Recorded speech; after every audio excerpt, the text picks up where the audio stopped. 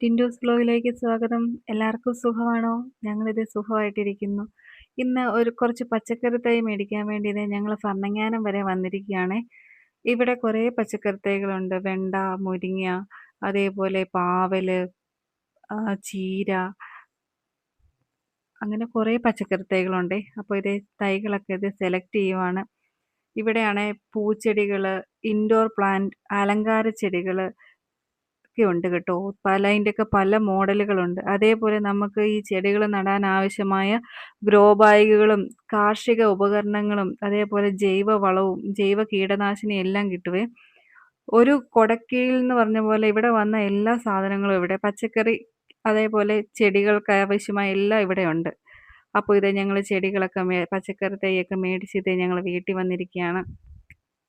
വെണ്ടയും ചീരയും അതേപോലെ തക്കാളിയാണ് മേടിച്ചത്. അപ്പോൾ വെണ്ട നടാനുള്ള പരിപാടിയാണ്. അപ്പോൾ വെണ്ടയുടെ ആ കവറൊക്കെ പൊട്ടിച്ച് ചെറിയൊരു കുഴിയൊക്കെ എടുത്ത് കുഞ്ഞാപ്പി കേട്ടോ വീഡിയോ എടുക്കുന്നത്. അപ്പോൾ ചെടി നടാൻ വേണ്ടി തുടങ്ങുവാണ്.